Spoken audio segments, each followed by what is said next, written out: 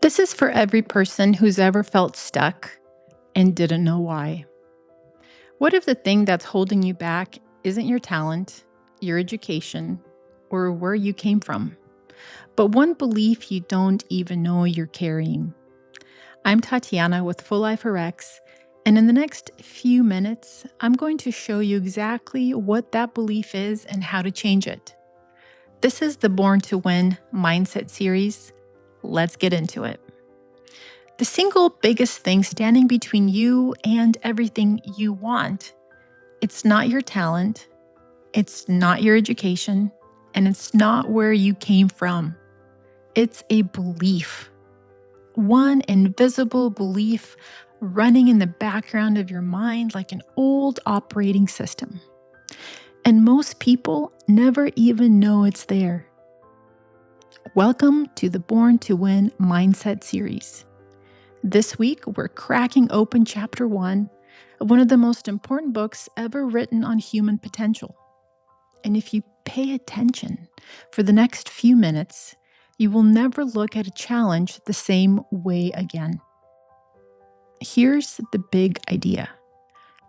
Carol Dweck in the Mindset book, who's a world-class researcher, spent decades studying why some people reach their potential and others don't. And she found it comes down to two mindsets. The first is what she calls a fixed mindset, and that's the voice that says, you either have it or you don't. You're smart or you're not. You're a leader or you're not.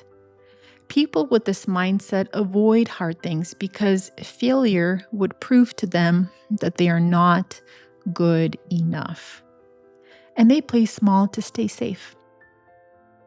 The second is a growth mindset, and that's the belief that your abilities are built and not born, that effort is not a sign of weakness, it's the path. People with this mindset chase challenges because every struggle is a chance to get stronger.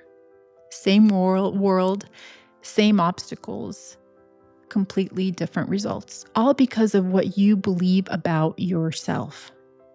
The biggest lesson in this chapter is this. Your mindset is not who you are, it's a choice you're making. And most of the time, you don't even realize you're making it. Every time you face something hard, a tough conversation, a new responsibility, a mistake, your brain asks one question. Is this a threat? Or is this a chance to grow? Your answer to that question shapes everything. Your energy, your effort, your outcome, your entire life trajectory. And the good news, you can change that answer starting today. At work, a growth mindset means you stop saying, that's not my job, and start saying, I haven't learned that yet. It's the difference between hiding a mistake and owning up to it so you can fix it and lead others through it.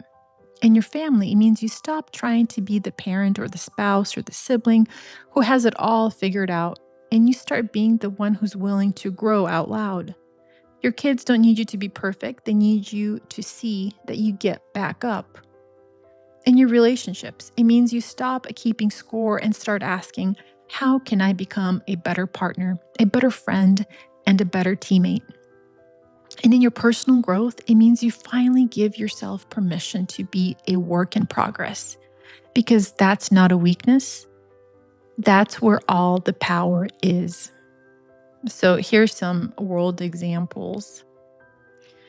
You're at your desk and somebody comes up to you with critical feedback on a report. A fixed mindset takes it personally and shuts down. A growth mindset says, this feedback is actually free coaching. Let me use it. And that's the person who goes further ahead, not the one who never makes a mistake, but the one who never wastes a lesson and always sees a growth opportunity. So say you come home after a long day and your kids are asking for help with something you don't understand, say algebra. A fixed mindset fakes it or brushes it off A growth mindset sits down and says, I don't know the answer, but let's figure it out together. And in that moment, you didn't just help with homework. You taught your child that not knowing something is just the beginning and not the end. So here are some actions for this week that you should put into practice. Action 1, catch that voice. Just at least once a day, notice when your inner voice says, I can't, or I'm not good at that. Don't judge it. Just notice it. Awareness is the first win. And action 2, I want you just to add one word. When that voice shows up, add the word yet. I don't know how to do that yet.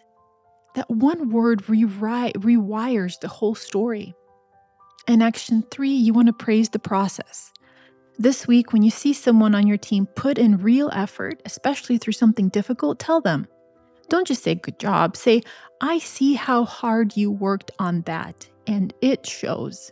You'll be amazed at what happens when people feel seen for their effort, not just their results. So your word of the week is yet. Every time you catch yourself saying, I can't, that word is your weapon. You want to use it. And in closing, here's what I want you to carry with you today. You were not born with a limit. You were born with the capacity to grow and flourish. Every challenge you face this week is not a wall, it's a doorway. And the only key you need is the willingness to believe you can get better. You are not stuck. You are not finished. You were born to win. And winners aren't people who never fail. Winners are people who never stop growing. This is the Born to Win Mindset series. I'll see you next week for Chapter 2. Until then, grow on purpose.